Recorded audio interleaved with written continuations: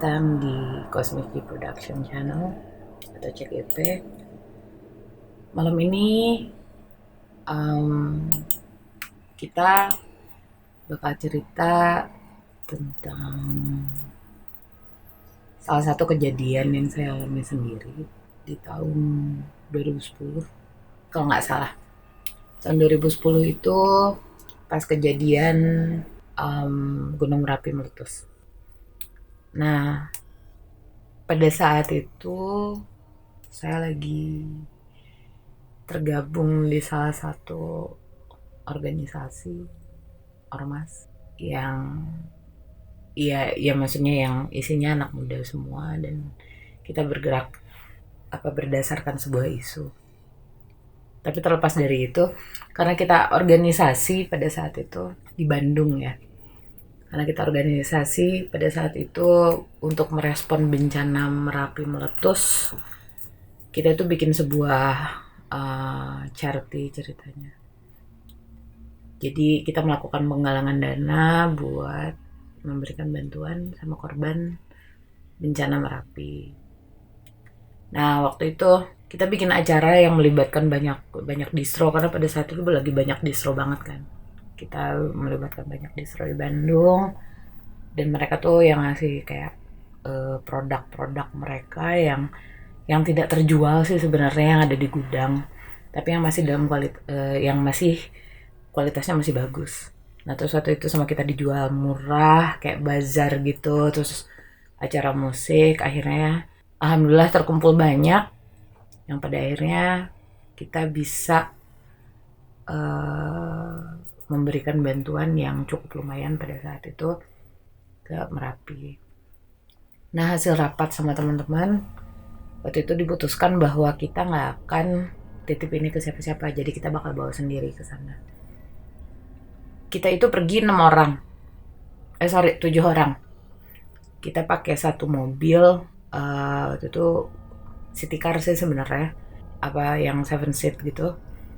Jadi posisi duduknya itu saya di depan sama supir, yang di tengah bertiga, yang di belakang berdua. Terus kita juga sama mobil box yang bawa bantuan di situ. Nah, setelah kita tuh janjian pada saat itu, lupa sih waktu itu hari apa, cuman yang pasti kita tuh janjiannya pagi sebenarnya. Tapi ya tipikal orang-orang Indonesia, kita tuh nggak jadi pagi, kita tuh berangkat jadinya tengah malam. Jauh banget emang ya, maksudnya kita akhirnya berangkat tengah malam, hampir jam 12 waktu itu. Pokoknya kita keluar dari Bandung itu jam 12 malam. Nah, kita itu cuman ada satu orang yang bisa bawa mobil. Jadi pada saat itu teman aku, dan dia ketuanya ya, karena pada saat itu aku sekjen, dia ketuanya, dia yang nyupir mobil. Terus dia minta, karena dia tuh penakut banget orangnya. Aku panggilnya D aja deh. Dia bilang jangan tidur ya teh gitu, karena serem nih jalan, kita lewat selatan, itu lewat Majenang. Nah, itu sepanjang jalan kita tuh style musik keras-keras terus. Nah, kita konvoy ya. Jadi mobil yang kita pakai tuh waktu itu APV warna hitam. Kita style mobil keras-keras terus, nggak ada masalah sih. Si D ini dia nyupirnya cepat juga gitu, terus itu nggak ada masalah sama sekali. Cuman yang pasti di situ saya sama beberapa teman yang lain nemenin si D ini, jadi kita nggak tidur. Dan karena nggak tidur, jadi kita tahu si perjalanan seperti apa. Nah, kita jalan nggak ada masalah, kita berhenti cuman sesekali aja. Kita tuh nyampe di Jogja, bukan alun-alun, di Malioboronya kita cuman berhenti buat ke kamar mandi sama buat makan doang, sarapan. Itu jam 7. Udah gitu pokoknya kita keluar dari Jogja menuju Magelang, menuju Merapinya itu jam 9. Nah, kita itu mau ngasih bantuan karena kita ada teman-teman yang udah duluan ke sana, itu ke satu desa. Tapi saya lupa nama desanya apa. Cuman yang pasti itu desanya tuh kalau nggak salah nih ya, seingat saya 9 kilometer dari puncak. Jadi dekat. Nah itu tuh treknya parah ya, maksudnya. Terus ditambah kita harus nunggu karena waktu itu tuh kita harus kemana dulu, pokoknya jam setengah 2 itu kita masih belum masuk ke jalan yang menuju si desa itu. Nah pas kita masuk itu si treknya tuh yang kita ngelewatin kayak jembatan, terus jembatannya tuh ada kayak lahar dingin. Nah, terus dalam kondisi hujan, kebayang gak sih maksudnya APV, city car, dan mobil box dibawa ke jalan yang di situ hujan, licin, abu, terus ada lahar dingin, plus rombongan kita tuh pada hampir semuanya penakut gitu, jadi kita itu, dan akhirnya kita nyampe di atas itu sekitar di desa itu tuh sekitar jam 5, jam 5, jam setengah 5, pokoknya udah agak redup, udah hampir maghrib gitu. Nah akhirnya setelah kita loading barang, terus kita ngobrol sama teman-teman yang di sana, terus sama penduduk juga yang di sana, koordinator, kita itu memutuskan untuk turun lagi itu jam setengah 8 karena kita harus ketemu sama pengurus DPW Jogja, tapi di Magelang, jadi di bawah posisinya. Entah DPW Jogja, entah DPW Magelang ya, pokoknya kita harus turun. Nah kita tuh pokoknya berhasil turun ke bawah itu jam setengah 9 malam. Kita koordinasi, terus karena kita dari pagi belum mandi, kita langsung kebut nyampe ke Jogja tuh sekitar jam 10, kita mandi di masjid dan segala macam. Itu tuh pokoknya kita selesai mandi tuh sekitar jam 11-an, dan kita kelaparan. Waktu itu kita belum makan, kita kelaparan. Terus akhirnya kita makan di Malioboro itu tuh jam setengah 12. Nah yang kita ingat sebelum kita ke Jogja waktu itu, ada salah satu teman kita yang udah biasa jalan tapi dia nggak ikut. Dia bilang gini, "Teh, pokoknya jangan ngelewatin Wates jam 1 malam. Jadi itu rawan deh, pokoknya itu adalah maksudnya jam-jam rawan lah gitu. Tapi karena aku harus sudah di Bandung jam 6 sebenarnya, jam 6 pagi. Akhirnya kita semua memutuskan untuk ya udah deh, hayu gitu. Udah ayo, itu kita keluar dari Jogja tuh jam 12. Jadi kita ngebut banget. Jadi makan, terus itu kita selesai, kita semua ngerokok di mobil dan segala macam. Akhirnya kita keluar dari Jogja tuh jam 12. Nah ketika keluar tuh udah feeling udah gak enak. Terus teman-teman yang lain juga, apalagi si D yang sangat penakut ini, dia udah bilang, "Aduh Teh, kita lewat situ jam 1-an gitu, kita lewat Wates jam 1-an." Nah di Wates itu katanya jebakan Batman-nya tuh adanya tuh di rumah sakit Wates. Nah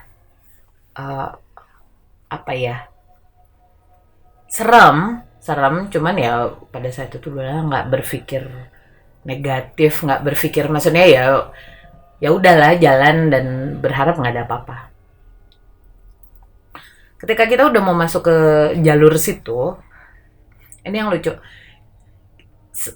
apa ya, saya tuh inget banget bahwa jalur dari Wates ke Jogja tuh lurus, ada belokan, ya belokannya segitu aja. Nah ketika kita mau masuk ke daerah situ,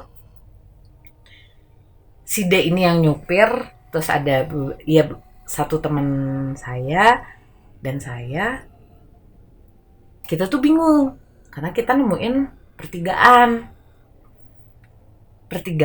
dan di tengah-tengah pertigaan itu tuh ada jadi jalannya tuh bercagak dua gitu kayak ketapel gitu, dan di tengah-tengahnya tuh ada gardu listrik. Si D ini dia berhenti, dia bilang, teh nggak yakin deh, kayaknya bukan ini jalannya gitu. Zaman itu belum ada GPS, cuman kita nggak bawa GPS gitu. Terus kita kan bingung, ya terus kemana? Terus aku juga saya juga di situ mikirnya nggak deh, perasaan nggak ada deh jalan ini gitu. Terus tiba-tiba teman saya yang di belakang yang kebetulan emang dia bisa lihat, dia bilang tabrak aja gardunya gitu. Terus si dia ini itu yang benar, dia bilang iya tabrak, coba pelan-pelan. Sambil baca-baca doa gitu. Akhirnya si D ini ngegas tapi pelan gitu, nabrak gardu. Nah setelah sekitar berapa senti lah ya, FPV itu kan moncongnya pendek, jadi sekitar udah mau berapa senti gitu, tiba-tiba kayak apa ya, kayak kita tuh kayak mata tuh kayak berkedip, terus setelah ngedip terus si yang kita lihat jadi berubah gitu. Nah yang jadi gardunya jadi nggak ada, akhirnya jadi jalan. Di situ kita udah tegang dong gitu, cuman ya udahlah udah gitu yang itu. Terus saya tuh sempat bilang sama teman saya yang bisa itu apa namanya, waspada ya gitu, maksudnya karena saya nggak bisa lihat gitu kan. Dan si D ini udah takut, udah jadi benar-benar takut. Setelah itu kita jalan. Sebenarnya nggak ada masalah sih, nggak ada masalah, cuman pas udah mau nyampe depan area rumah sakit Wates, teman saya yang bisa itu dia bilang sama saya, teh tuh rumah sakit Wates gitu, itu di sebelah kiri. Karena saya takut, akhirnya saya duduknya jadi ngadep ke supir, jadi punggung saya tuh nempel ke pintu karena saya takut, saya nggak mau ngelihat. Saya ngelihat ke itu. Nah jalan itu saya tuh nyuruh D itu nyupir pelan-pelan karena satu kita belum tidur. Terus yang kedua saya tahu si D ini tuh panikan dan penakut banget.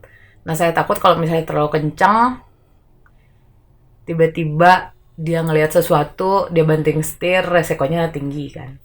Akhirnya saya suruh dia pelan-pelan emang. Nah karena pelan-pelan ya jelas lah, maksudnya ketika kita ngelewatin itu ya slow motion gitu loh, pelan gitu. Nah saya tuh kan nggak mau ngelihat rumah sakitnya, nggak mau ngelihat gerbangnya, pokoknya nggak mau ngelihat aja gitu. Nah jadi kan saya ngelihatnya ke supir, dan dari posisi saya bisa ngelihat yang di seberang itu kan, di seberang rumah sakit itu. Yang saya ingat adalah rumah-rumah itu tuh kayak pakai lampunya tuh lampu-lampu kuning, lampu-lampu gelap gitu. Terus ada kayak pohon-pohon. Nah terus saya ngelihat, terus rumahnya tuh agak jauh dari jalan gitu, nggak mepet banget ke jalan. Nah tiba-tiba saya ngelihat satu sosok jauh, cuman kelihatan dari siluetnya bahwa itu tuh pokoknya berambut panjang, pakai jubah warna putih, dan entah kenapa walaupun si sosok itu jauh, kerekam banget mukanya kayak gimana. Jadi saya tuh ngelihat banget mukanya kayak gimana. Akhirnya saya istighfar di situ, agak kaget, shock sih sebenarnya. Saya bilang astagfirullah gitu terus. Nah supir ya si D ini bilang teh kenapa gitu. Enggak apa-apa. Cuman ya panik ya, maksudnya ya si D ini dia pasti sadar bahwa saya ngelihat sesuatu, tapi saya nggak mau cerita pada saat itu. Terus dia bilang, terus dia ngebut, terus saya tetap itu jangan gitu, jangan ngebut, udah pelan-pelan aja. Nah terus yang bisa itu dia bilangin sama saya di bawah, udah gitu. Nah udah Di situ, nah jalan entah kenapa ya, jalan di situ tuh sepi, jalan di situ sepi. Sepi terus agak-agak hujan apa ya, rintik-rintik, jadi belum masihnya gerimis tapi masih gerimis yang tipis banget gitu, gerimis tipis banget. Nah di situ tuh em, ini agak aneh sih, setelah itu tuh perjalanan jadi agak tegang, cuman tetap mobil pelan, ya nggak pelan-pelan banget sih ya, pelan lah gitu, untuk ukuran luar kotaan pelan gitu. Nah temen kan kita duduk dua tiga dua. Nah yang di belakang, dan itu tuh kita semua ngedenger, ada kayak yang mau ngebuka pintu, pintu belakang banget tuh, pintu apa sih, pintu bagasi. Ada yang mau, jadi kayak duk duk duk duk gitu. Nah yang dua orang yang paling belakang itu mereka pada loncat ke kursi tengah, nggak nyampe loncat banget sih karena ada 3 orang juga di tengah kan, cuman udah sampai pada, ya pada loncat lah gitu, setengah badan tuh udah pada mau pindah aja ke kursi itu. Terus chaos tuh kan. Nah si D ini yang lagi nyupir, dia tuh spontan ngeliat spion. Nah di spion dia ngeliat kayak ada kain berkibar gitu di mobil kita di bagian belakang. Jadi dia cuma ngeliat kain doang sebenarnya. Terus dia tuh yang ada kain itu di belakang gitu. Terus semua tuh yang bingung, spanduk tuh semua udah dimasukin, jadi kita udah nggak pakai spanduk waktu itu, spanduk udah dimasukin, udah nggak ada. Terus aku bilang udah deh gitu, udah, aduh teh, tegang gitu, tegang, panik gitu kan. Terus kita yang udah.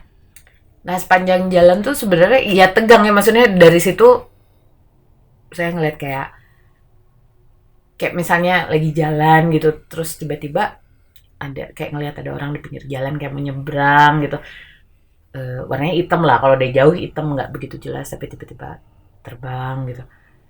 Saya udah nggak berani panik, udah nggak berani gimana, karena saya berpikir bahwa wah kalau saya panik nih yang nyupir kasihan, si Dek ini kasihan.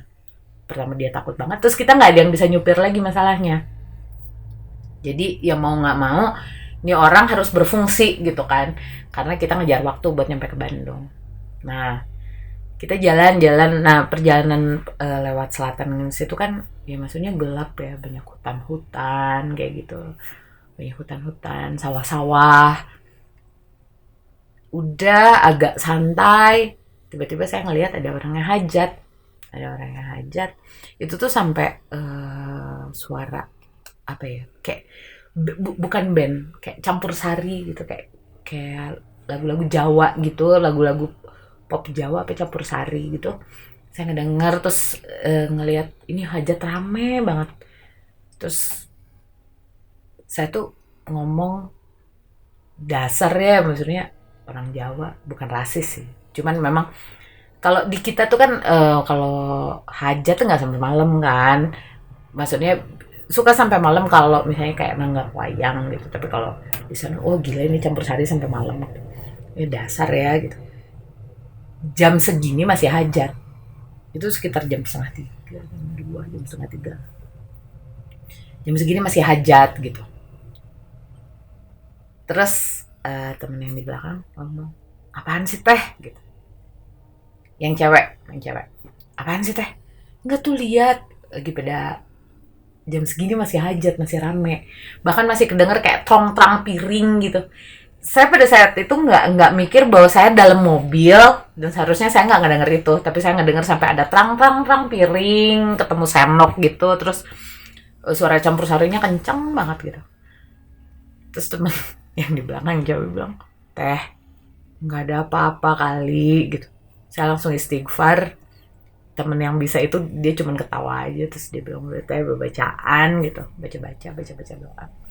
Terus saya istighfar, iya ya, nggak mungkin juga gitu ada yang hajat ya, maksudnya itu jam 2 gitu ya, kalaupun misalnya mau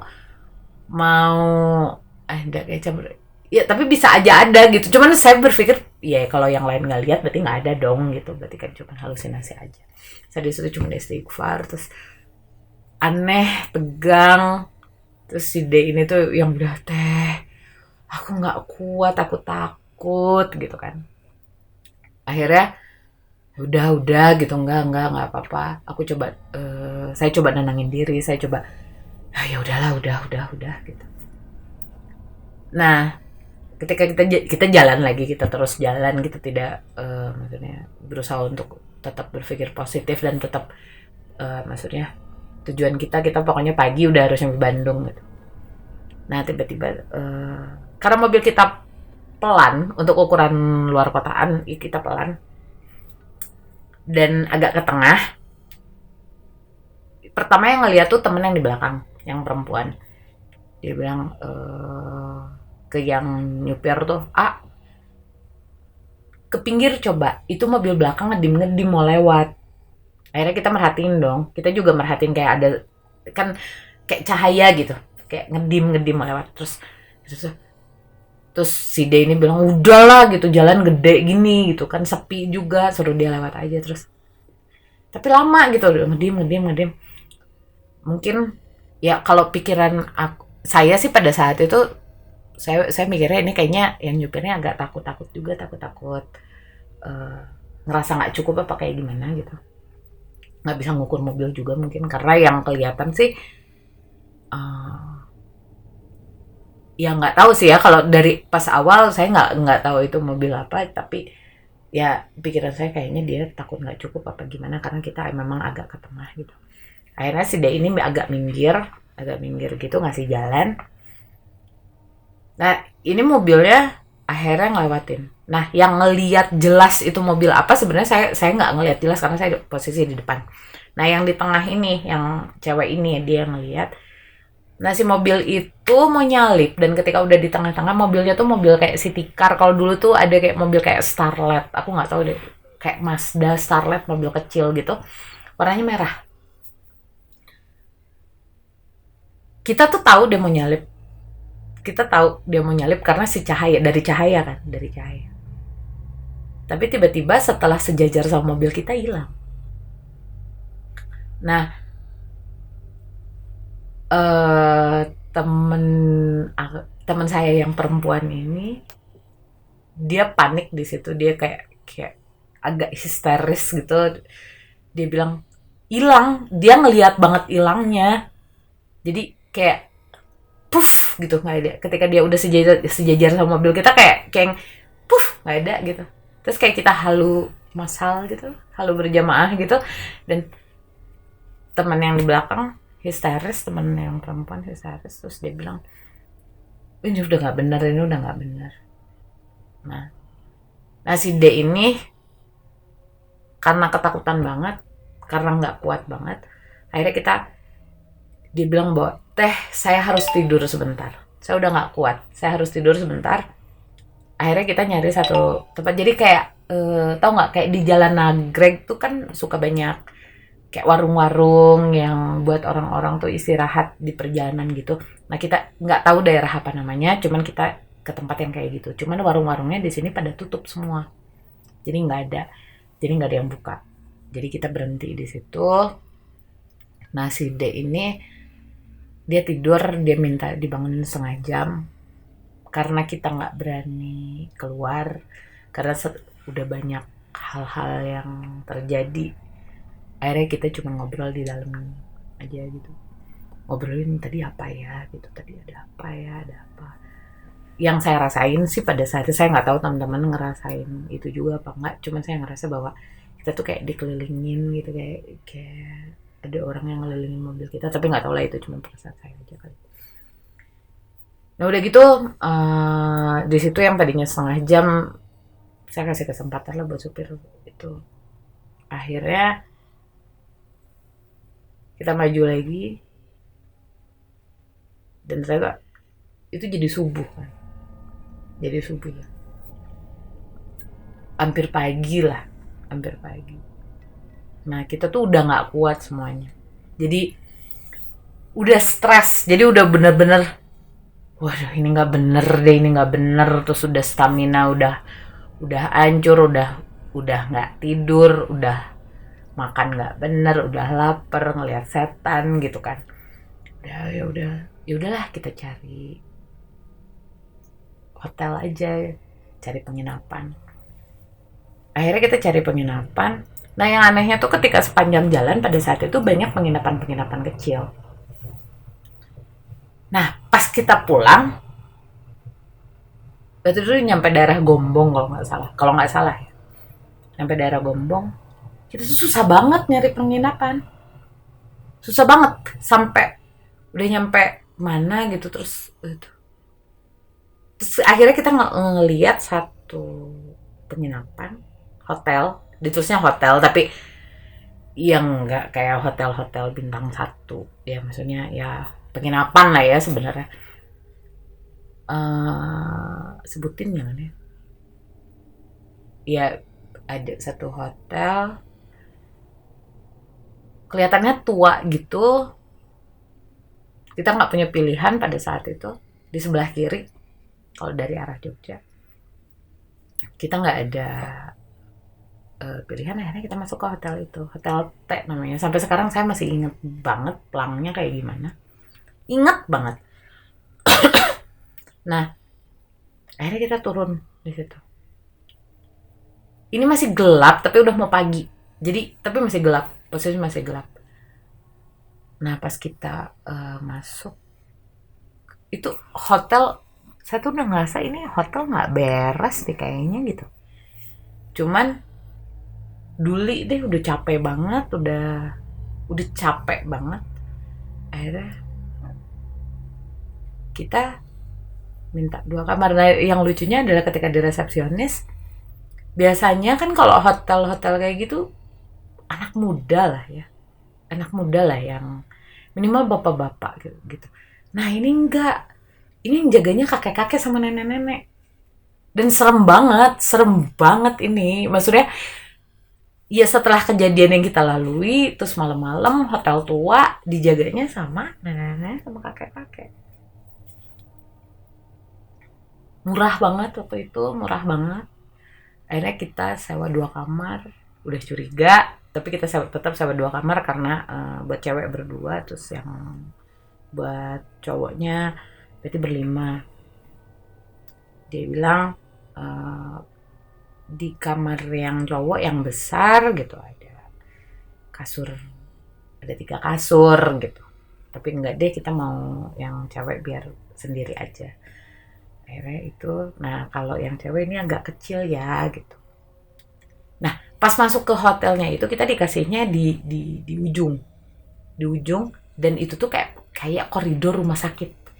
Tau gak sih kayak rumah sakit zaman dulu yang ngehubungin antara gedung 1 dan gedung 2. Itu tuh ada jalan yang cuma pakai kayak kanopi doang. Nah, bukan kanopi ya, yang kayak ya lorong tapi terbuka gitu. Dan ini terbukanya karena malam pada saat itu nggak ngeh, cuman pas pagi-paginya itu semak-semak. Nah, kita di ujung dikasih, saya sama teman cewek saya di sebelah kanan, yang cowoknya sebelah kiri. Pintu kita ada pada depan. Nah, kalau kamar saya sih biasa, jadi kayak kamar rumah-rumah Belanda dulu. Enak, cuman apa ya, gelap gitu. Satu karena malam, kedua juga ventilasinya juga kecil gitu, nggak ada jendela yang gede gitu. Lembab, cuman masih enak lah, masih enak. Nah kita mandi, pas mau tidur temen yang cewek bilang, teh jangan di sinilah, udahlah kita sama cowok-cowok aja. Saya juga mikir, ini nggak beres nih kalau misalnya tidur cuman berdua gitu. Ya deh udah, ya, akhirnya kita pindah ke kamar cowok. Nah ternyata di kamar cowok itu si 3 kasur ini, yang 1 kasur cuma dipan doang, jadi nggak ada kasur tapi ada sofa.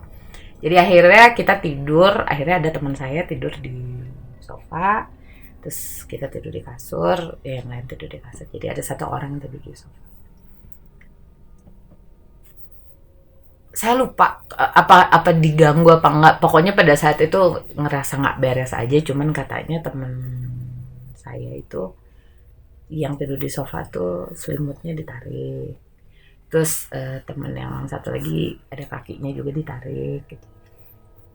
Ya cuman karena kita capek kita tidur, lagi pula waktu itu kan udah mau pagi gitu kan. Jadi kita nggak itu, kita tidur, kita bangun jam 12 jam 1. Akhirnya kita langsung cabut, jadi kita semua mandi, terus saya langsung cabut. Nah pas cabut, kita udah bayar di awal. Nah ini si nenek kakek yang tadi malam udah nggak ada. Dan nggak ada siapa-siapa. Dan kita ngelihat bahwa ini ketika kita ngelewatin si koridor itu, bukan koridor, lorong itu kanan kirinya tuh semak belukar, alang-alang. Jadi kayak ini niat nggak sih buka penginapan gitu? Ini aneh banget. Nggak ada yang aneh, di kamar nggak ada yang aneh. Air bagus dan segala macam. Cuman ngelihat eksteriornya ini nggak ada yang ngurus sama sekali, dan kayaknya wajar banget kalau misalnya yang ngurusnya nenek-nenek sama kakek-kakek, ya mereka udah nggak akan kuat lah ya kalau misalnya harus motongin rumput tinggi-tinggi kayak gitu. Akhirnya kita keluar dari situ nggak ketemu lagi sama nenek-nenek kakek-kakek itu. Kita cuma nyimpen kunci di meja resepsionis. Terus aku sempet itu memo bilang terima kasih, nulis memo karena ada di situ, terima kasih. Terus kita keluar. Terus kita makan di Cilacap, kita makan. Aku lupa jam berapa, tapi yang pasti di Ciamis itu kita nyampe jam sekitar jam 8 malam. Nah di Ciamis ini, kan kalau dari Ciamis menuju Bandung tuh kan lurus ya, lurus. Nah tiba-tiba si D ini, dia ngebelokin ke satu tempat, ke satu jalan kecil. Nah si jalan kecil itu dia terus jalan, itu jalannya tuh udah bukan jalan aspal. Kita tuh yang diem gitu, karena kita nggak tahu jalan. Akhirnya kita nanya, dia mau kemana gitu. Jalan. Tiba-tiba kita nemuin satu portal gitu, dan ditutup portal, kondisinya ditutup. Ini nggak ada jalan, ini kemana? Terus dia tiba-tiba yang, astagfirullah, ini di mana gitu. Akhirnya kan kita yang panik ya, terus temen yang di belakang bilang bukan kesini deh gitu. Terus yang bisa bilang udah mundur cari jalan yang tadi, ambil jalan lain. Akhirnya kita mundur, akhirnya nemu jalan yang lain. Dan kita sampai sekarang saya nggak ngerti kenapa si D ini ngambil jalan itu, nggak ngerti. Bahkan si D sendiri kalau ditanya dia bingung, dia kayak nggak inget gitu. Ya nggak tahu lah, walau alam lah ya apa yang terjadi. Cuman pada saat itu nggak mau ngebahas, nggak mau nanya, dan ketika kita obrolin si D sendiri udah nggak ingat. Nah perjalanan ke Bandung udah malam, biasa aja, nggak ada yang aneh-aneh. Cuman pas di tol Purbalunyi ya, Cileunyi. Jadi dari tol Cileunyi kita masuk, aku tuh ngeliat ke spion. Nggak tahu karena kemarinnya udah diliatin setan banyak banget jadi biasa ya. Saya ngeliat si di antara teman saya yang dua yang di jok paling belakang, mereka berdua kan laki-laki, ada perempuan. Itu kelihatan banget di spion. Nah teman saya yang bisa tuh duduknya tepat di belakang saya banget. Dia tuh nyolek-nyolek dari pinggir kursi gitu, sela-sela antara kursi sama jendela sama pintu, dia colek-colek gitu. Terus dia bilang ngikut gitu. Terus aku tuh yang aduh. Cuman yang ya pada saat itu kan rencananya teman-teman tuh cuman ngedrop saya doang, karena mereka tuh berada di satu area.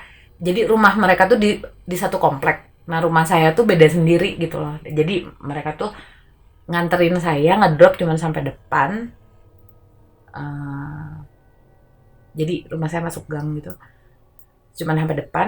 Terus mereka mau langsung balik karena itu udah jam 12. Tapi saya pikir di situ, wah ini nggak bener nih, ini nggak bener. Terus saya bilang, udah turun dulu ke rumah teteh dulu gitu. Terus mereka tuh yang kayak yang bingung. Terus akhirnya yang bisa itu ngomong, iya udah ke teteh dulu aja. Turun itu jam 12. Itu jam 12 malam. Kita turun, nyampe rumah, saya udah lemes banget. Nah di situ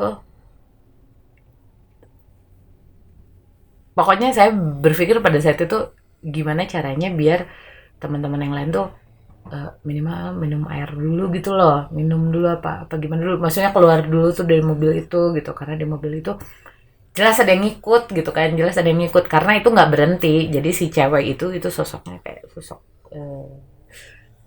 teteh-teteh gitu ya, kuntilanak. Ya nggak tahu sih, maksudnya nggak tahu itu kuntilanak apa bukan, tapi ya gayanya kayak kuntilanak, stylishnya sama kali. Nah akhirnya karena itu tuh ngikutin, jadi dari tol sampai rumah itu ada. Jadi saya sama teman saya yang satu lagi tuh udah, wah ini udah netep nih kayaknya, kalau bukan cuma netep, ngikut gitu. Nah saya berpikir ya kalau misalnya ke rumah saya mungkin nggak akan ngikut apa kayak gimana gitu, pada saat itu nggak tahu juga. Akhirnya jam 12 di rumah saya, kita akhirnya cerita-cerita dulu bentar, cuman karena memang kondisinya udah nggak benar, akhirnya mereka pulang. Nah yang bisa ini sebelumnya tuh kayak minta air terus didoain, terus teman-teman disuruh minum.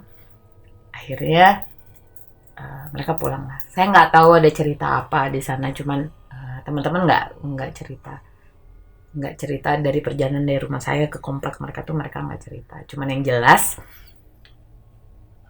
setelah kejadian itu berapa bulan kemudian, nggak terlalu jauh, kita rental lagi. Itu mobil rentalan ya, itu mobil rentalan. Nah kita pakai lagi mobil yang sama ketika kita pergi ke situ Bagendit, dan ternyata terjadi lagi. Dan banyak yang bilang bahwa bahwa di mobil itu sering ngeliat, jadi kalau lagi diparkir di pool di tempat rental itu, jadi ada cewek gitu. Jadi ya kayaknya sih si cewek ini, dan muka cewek ini itu adalah muka yang saya lihat waktu di depan rumah sakit Wates. Jadi kayaknya si cewek ini ngikut dari Wates sampai Bandung dan menetap di mobil itu. Nggak tahu, mungkin sampai sekarang. Ya udah segitu aja. Kalau misalnya suka, kalian bisa like video ini atau like podcast ini. Kalau nggak suka nggak usah di like. Kalau misalnya nungguin cerita berikutnya dari kita atau video dari kita, di subscribe. Kita pamit. Assalamualaikum warahmatullahi wabarakatuh.